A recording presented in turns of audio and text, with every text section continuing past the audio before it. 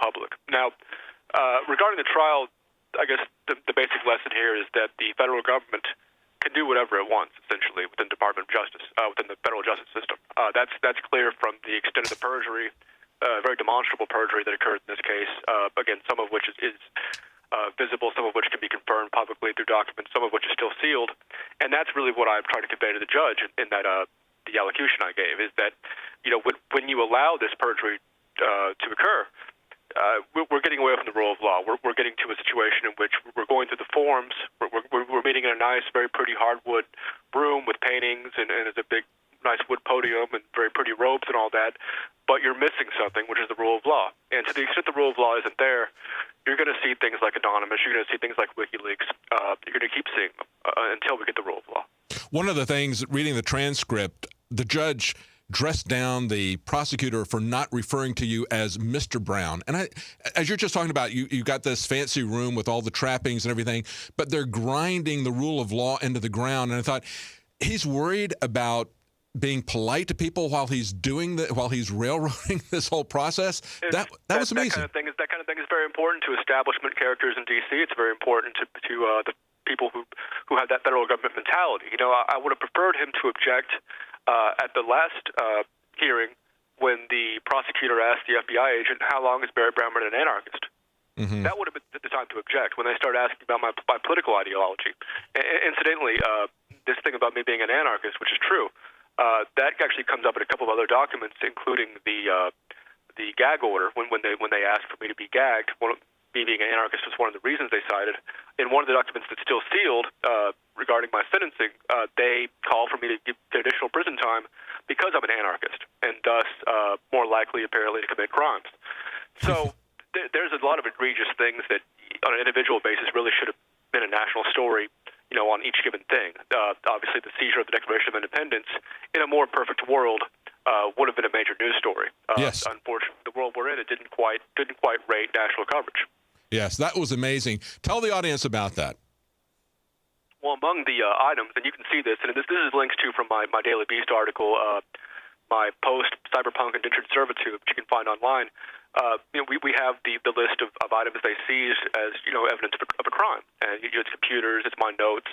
There's only one book they took. I have a lot of books in my apartment at the time, and the only book they took was a copy of the Declaration of Independence, just this little pocket copy. Well, that's radical. Never have to explain why they took it. I'm assuming it has something to do with the FBI memorandum a few years ago when they said, patriots, militia types, they like the Constitution, they might have a copy of the Constitution.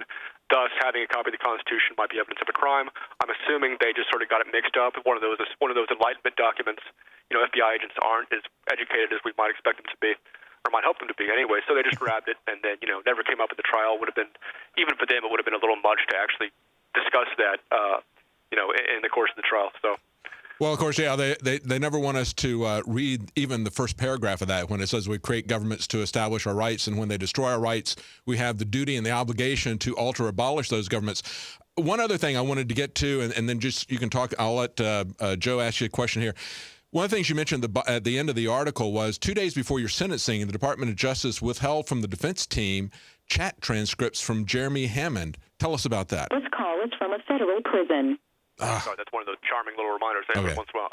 Yes, it actually came out 2 days before in an article by, I think, Dale Cameron, that, in fact, and this is something we had no idea of, the Department of Justice had documents that show quite demonstrably that I was not a co-conspirator in the Stratfor hack, which was a major point, of the DOJ's favor in getting me additional prison time. This claim that I was somehow a co-conspirator, and they withheld that evidence. And the evidence is now public. It was made public right before my sentencing, and this is something that, again, in a more perfect world, the judge would care about just as much as he cares about whether I'm called Mr. Brown or Barrett or Humpty Dumpty or whatever. But it just didn't quite come to his attention. Didn't quite interest him very much.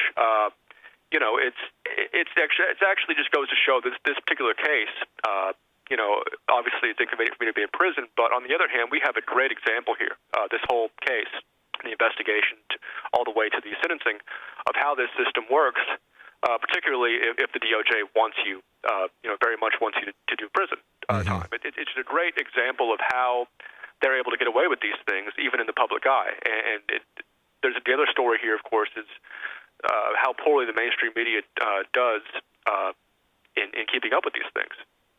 Absolutely. We spoke on the phone the other day, Barrett, and you were talking about. I was asking you what you knew about the Michael Hastings, case, and how the FBI came out and said that they weren't looking into him. And you said that you believe that 99% that FBI was definitely looking to him.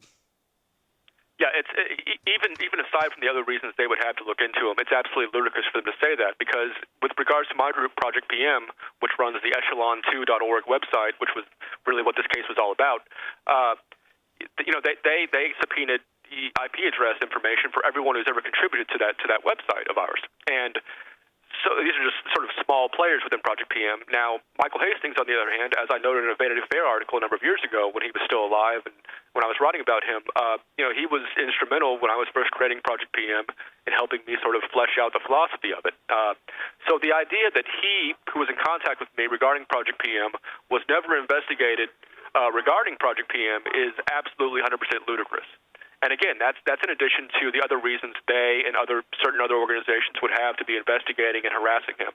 He obviously did a great job. He's best known for sort of forcing McChrystal to resign a number of years ago, but really his article exposing the PSYOPs campaign used by, I believe, a two-star general in Afghanistan against visiting senators, that's something I cite constantly in my articles for The Guardian or wherever as evidence of here's what these people are willing to do even to your elected officials. And it is absolutely ludicrous that their claim that they weren't investigating. They absolutely were, almost certainly on several different issues. I know we don't have much time, Barrett, before we get cut off, but Paul Joseph Watson is in the UK, and he's got a quick question for you. Paul Paul? is from a federal prison. Yeah, I just wanted to ask Barrett, obviously one of the charges is the fact that he merely provided a link to the Stratfor email leaks. What kind of precedent does that create for web publishers, for activists going forward?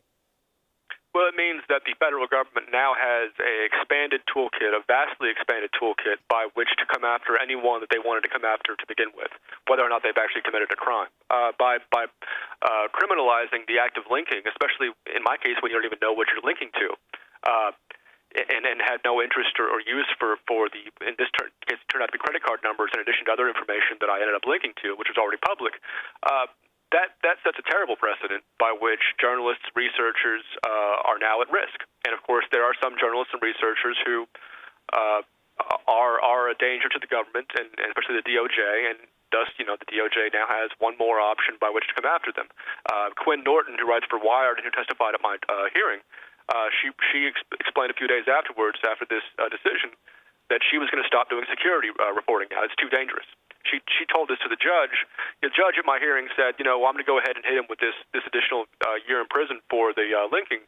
I don't think it's going to be a concern to journalists, which is bizarre because, of course, journalists have been expressing concern about those charges ever since they were made 2 years ago. And even right after my sentencing, there was a number of articles in U.S. News and World Report, Columbia Journalism Review, The Intercept, again, expressing concern about this. So the judge is not a brilliant flower of jurisprudence or anything, really. He's just sort of a puppet of the DOJ, unfortunately. Not a bad guy, just doesn't know what he's doing.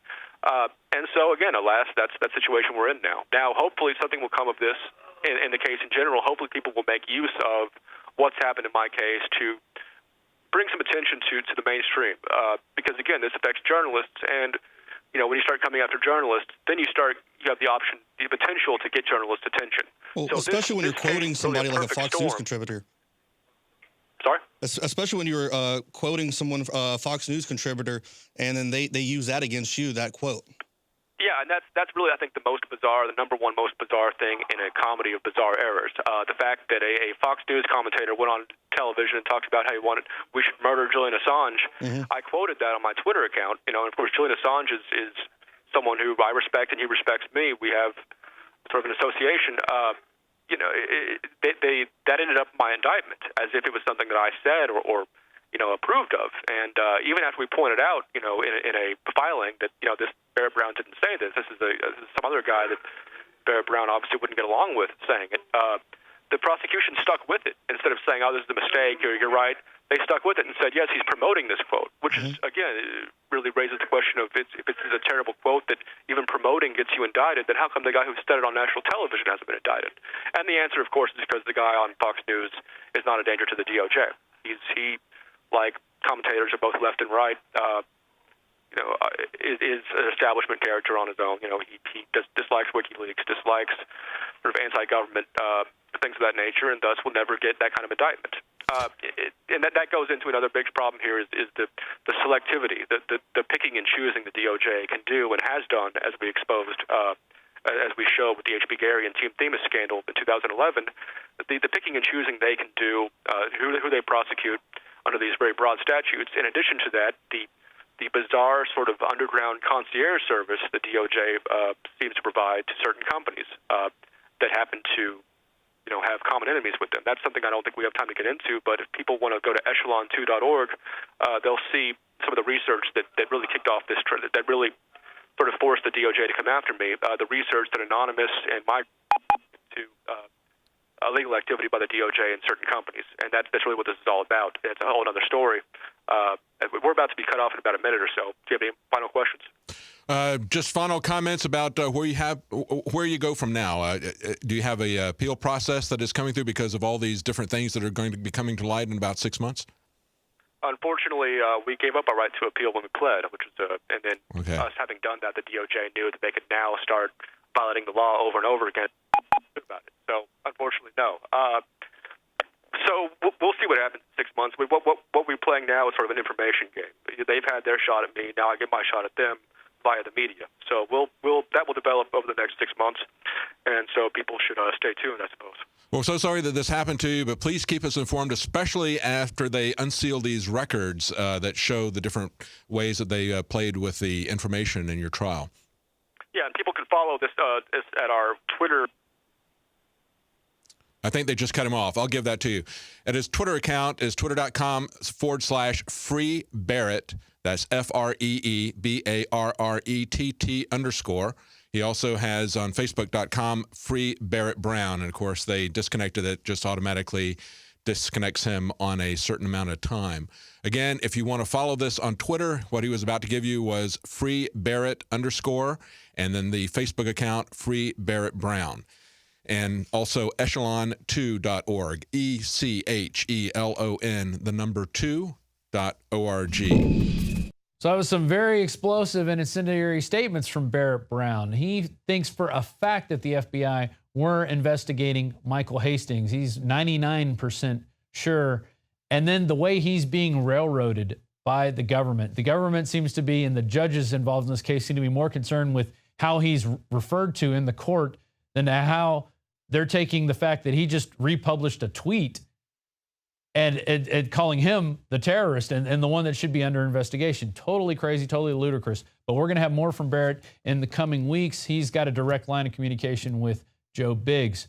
So that's it for our show tonight. If you are watching this on YouTube, please consider becoming a member of prisonplanet.tv. It's your subscription out there that helps pay for this studio, sending our reporters out. We just sent them to Chicago to brave the cold and uncover the Chicago police black sites that are going on. See, now what's going on in our federal government has trickled down into the local police forces. Scary indeed. Thanks for watching. Be sure to join us here every weekday, 7 p.m. Central for the InfoWars Nightly News. I'm Rob Dew, and we'll see you next time.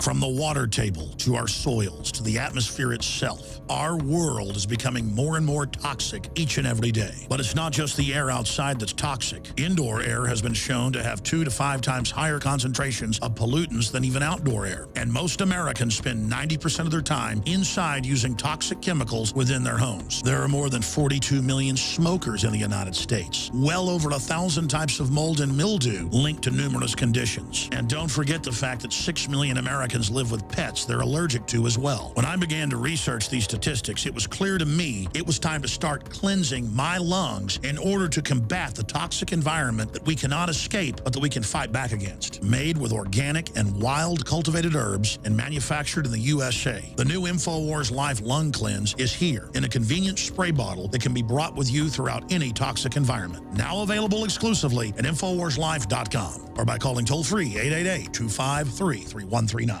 You are watching the INFOWARS Nightly News, which airs 7 p.m. Central at InfoWarsNews.com. And your support is helping us defend liberty worldwide.